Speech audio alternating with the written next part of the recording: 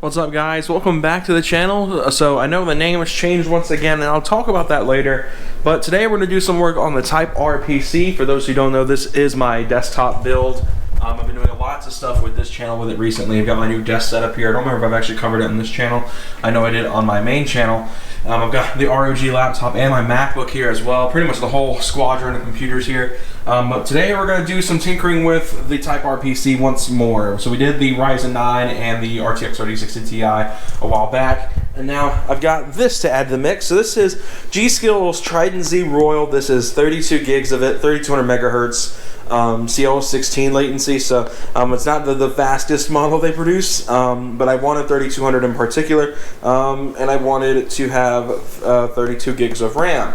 For the job I'm going to be doing, which is core reporting, I need a lot of RAM. 16 is kind of the minimum, and with that it is maxing out my RAM usage, and I want to have a computer that is really fast when it comes to RAM. So I wanted to bump it to 32, and eventually I'll buy another set of this and we'll have 64 gigs of RAM in the computer. So we're going to go ahead and pop this sleeve off here of the box. I actually chose Trident Z Royal just because, one, the aesthetic on this thing. It is probably one of the nicest looking sets of RAM ever, in my opinion. And of course, my friend Hayden, as you guys might remember on this channel, if you guys have been watching here for a long time, actually runs Trident Z Royal in his desktop with his i7. So I think he has like a 7th gen i7 or an 8th gen i7. So we're pretty much going to be twinning a little bit here. So I got that off. Let's see, where's the opening for this? It's down here, I guess. Doing this with one hand isn't really the easiest thing in the world, so there we go. So we have this really cool G-Skill sticker here. Oh, this is nice feeling. A really good sticker. As well as a card of some sort here. Just like a registration type card. Could make good use of that later. And this really nice cleaning cloth, which just looks good. I bet it's probably just to clean the finish. And there is right there, Trident Z Royal. I wanted the gold originally, but I wound up going with the silver because, one, it was cheaper, and two, it was cheaper. So wound up going with the Trident Z Royal in silver, and this is going to look really good with the computer. So we're going to go kill the power to the power supply and unplug it, and we'll pop the side panel off and get started. All right, so now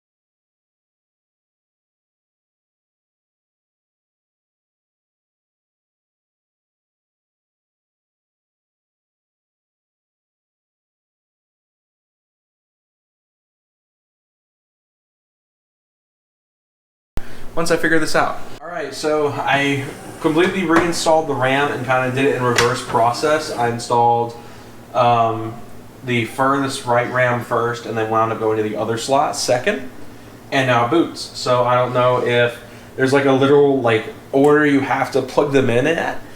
This is the first time I've actually done a RAM swap. I watched Michael build this thing in the original case, and so when we built it, he was the one who did this, and I swear I remember him mentioning there's a sequence you have to install RAM in.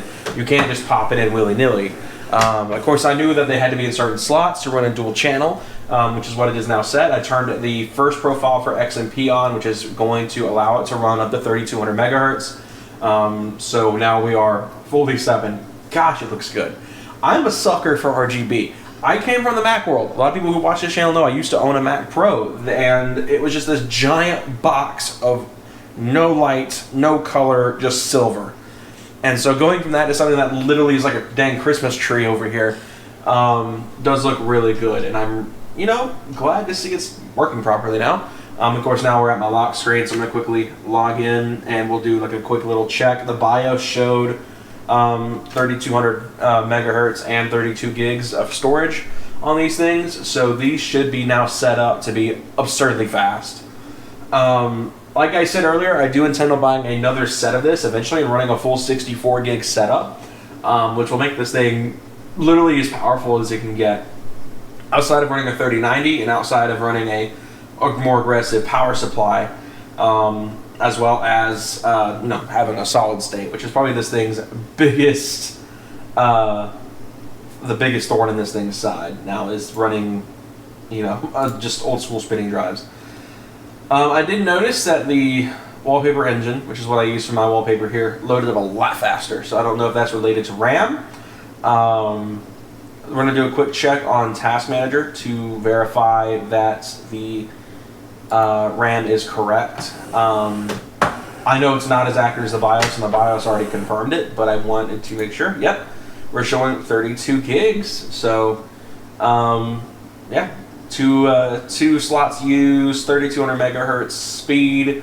Currently in use is 3.5 gigs. It's got 1.6 cached, so I think we are good in terms of this thing working properly. Of course, that Ryzen 9 is, putting in work over here, being as best as it can. Of course, my hard drive is getting absolutely slaughtered right now because, it just booted up and it's doing all of its pre-boot stuff. I actually don't think I have a lot of stuff set to start. I got Adobe, the stuff I use for my core reporting stuff. Dragon Center from MSI is also set. IQ for my headset, and then Logitech's LG Hub for my steering wheel controller. That's really kind of the major things that I have set up to start automatically. I don't have Spotify and Steam set. So yeah, I think at the end of the day, we are all set. It looks good. I'm ready to do some play testing and see if I can notice a difference. A game in particular I'm going to be using to test this with is automation. If you guys don't know what automation is, it's pretty much you take the idea of like a game dev tycoon or roller coaster tycoon, but make it into building a successful car company or car brand or car model. Pretty much the same kind of concept. Automation is very RAM heavy. On my 16 gig setup with these Teamforce sticks, it was maxing out. So being able to pretty much double the RAM capacity, we're going to see exactly how that works. The interesting thing is, though, it's crazy for me to believe, these are half of that, of course, as that would suggest. So one of those has the same exact capacity as both of these, so it's really cool. I think that's just common sense that anyone could have figured out with some easy math. So yeah, we're going to boot up Steam, and I'll come back to you guys. We're ready to do some play testing. Alright guys, so we're now running automation, and I'm just going to kind of do some light stuff. So I've been kind of playing this game for a very long time.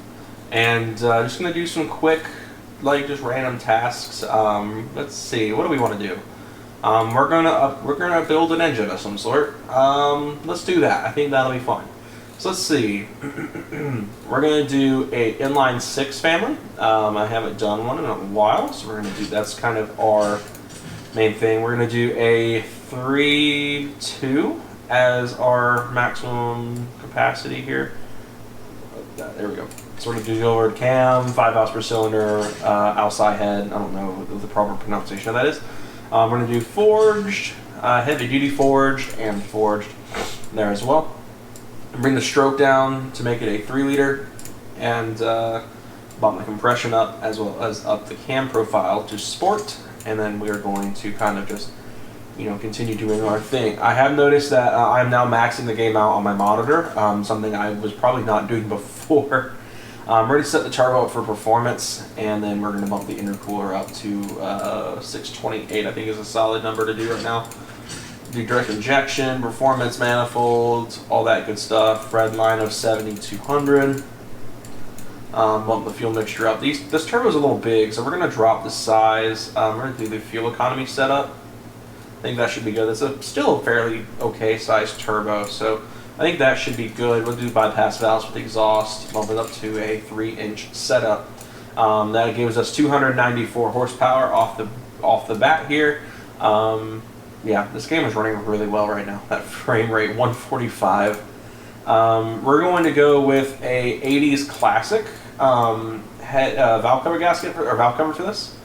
And then we're going to do a black valve cover. I want this engine to be kind of timeless, so that's kind of what we're going for. Do the intake manifold in black as well. We're not going to leave that carbon. I think that is kind of a basic rundown of that engine. So we'll name it something later, but I want to see what our RAM usage is at. So before, when we were maxing out the RAM, we're now only using 24% of the RAM now. So that's really good. I mean, we are drastically running a lot less RAM. So it's about 8 gigs. So it's about 50% RAM usage on my old setup. Of course, it's being faster RAM as well really helps. So yeah, the game is running a lot better now. And I think with my software usage, which was maxing out the full 16, this should be a very, very nice setup. But yeah. That is kind of that, guys. I hope you all are super stoked to see all this stuff. This computer's really come together in a very short amount of time. Running now a Ryzen 9 5950X, 16-core processor, RTX 3060 Ti, and now Trident Z Royal, which was my dream RAM setup. So having my dream RAM is really cool. This computer's come a long way, and I couldn't be any happier. I mean, the computer is set up the way I would have wanted it to be, and we're just a RGB motherboard and 2 more sticks of RAM away from being my ultimate dream PC. So at the end of the day, this thing's really awesome. It's playing really well. I'm really excited for that. But yeah, hope you all enjoyed this video. If you're be sure to leave a like, subscribe, more content coming soon on the channel. Some gameplay stuff will be firing back up soon. I know the last 2 or 3 videos went about this thing, so I know you guys are ready to see some gameplay. But yeah, for now, guys, hope you all enjoyed. I will see you guys next time. Have a great day.